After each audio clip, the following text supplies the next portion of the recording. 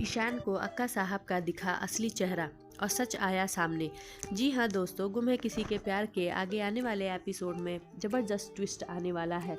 जैसा कि सभी और रीवा इतनी ज़बरदस्त परफॉर्मेंस देती हैं जो ईशा की और ईशान की लाइफ से रिलेटेड होता है, वहीं अक्का साहब और राव साहब के होश उड़ जाते हैं। अक्का साहब कहती है कि ईशा जानबूझकर ही सभी के जरिए ये अपनी ज़िंदगी का सच दिखाना चाहती थी, लेकिन मैं उसको इस मकसद में कामयाब नहीं होने दूंगी और सभी को इसके लिए मैं सबक सिखाऊंगी। वही सभी को सबक सिखाने के लिए स्टेज तक चली जाती है। दूसरी तरफ सभी और रीवा प्ले कंटिन्यू रखती हैं और वो वहाँ सभी से रीवा उस बच्चे को छीन लेती है। ये देख ईशान के होश उड़ जाते हैं और ईशान को अपने बचपन में की गई हादसे को याद करते हुए परेशान हो जाता है और उसे ऐसे समझ में आ जाता है कि मेरी माँ, ये कहानी तो बिल्कुल मेरे से मिलती है।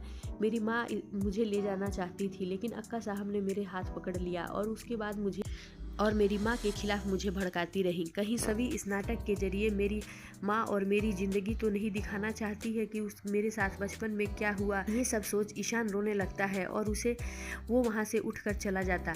लेकिन जैसे ही वो बाहर जाकर बैठता है खुले आसमान के नीचे और प्रतीक को फ़ोन करके बुला लेता है, वहीं प्रतीक आता है और प्रतीक से ईशान रोकर सारी बातें बताता है। तो वहीं प्रतीक कहते हुए नज़र आता है कि तू सच बोल रहा है, मुझे भी तेरी माँ की बातों में सच्चाई लग रही है। अगर ये तेरे लाइफ से रिलेटेड है तो हाँ, हो सकता है कि तू आधा सच ही जानता हो, तुझसे पूरा ना बताया गया हो। क्या पता अक्का साहब ने तुमसे केवल इतना ही कहा हो कि तुम्हारी माँ तुम्हें छोड़कर चली गई थी, लेकिन असल उनकी ज़िंदगी में यही वजह रही हो। एक बार तुम्हें अपने पापा से बात करनी चाहिए, या अपने बाबा से नहीं बात कर सकते तो अपनी माँ ईशा से बात करो।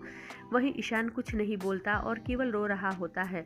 वहीं वो थोड़ी देर बाद शांत होने के अपने मन में सोच लेता है कि मुझे अक्का साहब से ये बात पूछनी पड़ेगी। अक्का साहब ने अगर ऐसा किया है तो उन्हें हर एक मेरे आंसू का जवाब देना पड़ेगा जो मैंने अपनी माँ के लिए बहाए थे बचपन में। ये सुन पार्टी के टाइम ईशान लेट से पहुंचता है और वहां जाकर सबसे पहले अक्का साहब से सवालों की बौछार कर देता है और कहता है कि मैं अक्का साहब, मैंने भगवान से ज़्यादा आपको माना है।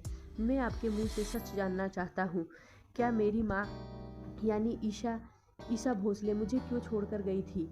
कहीं सभी के प्ले में जो दिखाया गया वो मेरी और मेरी माँ की ज़िंदगी की तो कहानी नहीं है। जी हाँ दोस्तों, वहीं ये सुन अक्का साहब के होश उड़ जाएंगे और वो सोचने में मजबूर हो जाएंगी कि अब मैं क्या इसका ईशान का जवाब दूँ। तब ईशान वही कहता हुआ नज़र आएगा कि मुझे तब इस बात में सभी के प्ले में पूरी सच्चाई है कि वो ईशा भोसले और मेरी ज़िंदगी के बारे में बता रही है। इसका मतलब मैं गलत था और वो सही थी। आप जवाब नहीं दे रहे हो तो मैं इससे क्या समझूं? वहीं राव साहब, निशिकांत, कोई कुछ नहीं बोलता। तभी शांतनु बोलता है कि अब तुम्हें जो समझना है ईशु तू समझ ले, तू अब इतना समझदार हो चुका है कि तू अपना अच्छा बुरा सोच सके। जी हाँ फ्रेंड्स, आगे आने वाले एपिसोड बहुत ही मज़ेदार और इंटरेस्टिंग होने वाले हैं, जहाँ ईशान के सामने सच आ जाएगा। बने रहिए अपकमिंग एपिसोड्स के साथ।